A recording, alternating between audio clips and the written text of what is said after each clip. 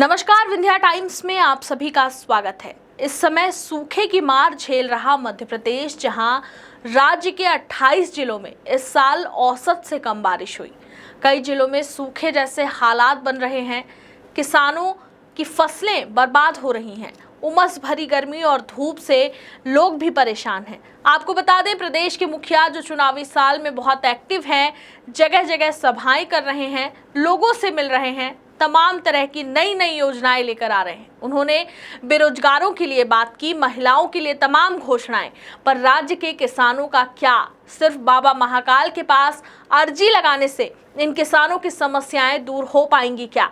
पिछले बार भी बेमौसम बरसात और ओलावृष्टि की वजह से किसानों की फसलों को नुकसान हुआ था, जिसके बाद सीएम ने मुआवजे की बात कही थी। पर कितने किसानों को मुआवजा मिल पाया, यह तो सिर्फ कागजों में ही देखा जा सकता है। ठीक वैसे ही हालात अब मध्य प्रदेश के 28 जिलों में बन रहे हैं। किसान परेशान हैं, बारिश नहीं हो रही। इसकी वजह से लगभग जिले ऐसे हैं जहां सूखा पड़ा हुआ है। देखिए ये रिपोर्ट। मध्य प्रदेश में इस साल सामान्य से 18% कम बारिश होने से हालात खराब होते जा रहे हैं। राज्य के 28 जिलों में इस साल औसत से कम बारिश हुई। इस कारण कई क्षेत्रों में सूखे जैसे हालात बनने लगे।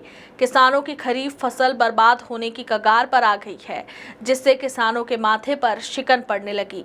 वहीं उमस भरी गर्मी लोगों को बहुत परेशान कर रही है। प्रदेश में अच्छी बारिश के लिए जहां सीएम शिवराज महाकाल के दरबार में अर्जी लगा रहे हैं, वहीं कोई इंद्र देवता को प्रसन्न करने के लिए अलग अलग तरीके अपना रहे हैं। हरदा में तो किसानों ने ट्रैक्टर से अपनी खेती बिखेर दी। सीएम शिवराज सिंह चौहान प्रदेश में अच्छी बारिश की अर्जी लेकर सोमवार को महाकालेश्वर मंदिर पहुंचे। यहां मंत्री तुलसी सिलावट के साथ करीब 1 घंटे तक भगवान की पूजा अर्चना की। पूजा के बाद सीएम शिवराज ने बाबा से कहा कि लगभग अगस्त माह पूरा सूखा गया, इसलिए सूखे की स्थिति मध्य प्रदेश में पैदा हो रही है। फसलों पर संकट छाया है, बाबा वर्षा की कृपा करें। प्रदेश के हरदा जिले में बारिश नहीं होने और फसल सूखने से परेशान किसानों ने खुद ही अपनी मेहनत को रौंद दिया। किसानों ने 10-10 एकड़ में सोयाबीन की फसल लगाई थी, लेकिन बुआई के समय बारिश अधिक आने से बीज आधा ही अंकुरित हो पाया। अब बारिश नहीं होने से बची हुई फसल खराब हो गई है। ऐसे में किसानों ने खुद ही ट्रैक्टर से अपनी फसल बिखेर। आपको बता दें, मार्च महीने में मध्य प्रदेश के कई जिलों में ओलावृष्टि हुई थी और बेमौसम बरसात की वजह से फसलों को नुकसान पहुंचा था।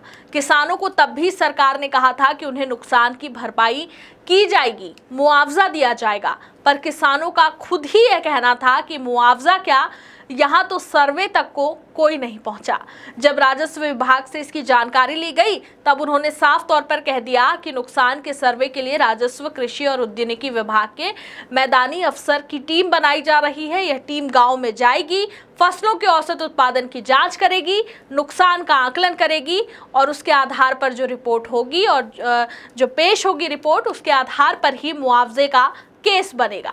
कई किसानों को मुआवजा मिला भी तो बमुश्किल 2000-4000 रुपए, जिनमें उनका लागत का एक छोटा सा हिस्सा तक भी नहीं निकल सका। मध्य प्रदेश के किसानों की आर्थिक स्थिति और खराब हो चुकी है, क्योंकि जब प्राकृतिक आपदा से फसल खराब होती है तो अफसर यह मानने को तैयार ही नहीं होते कि उनके क्षेत्र में फसल खराब हुई है।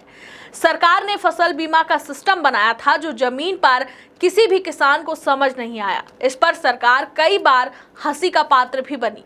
सोचिए, इस तरह के हालात हैं, कैसे किसानों का गुजारा हो पाएगा? सरकार को इस पर और भी ध्यान देना चाहिए।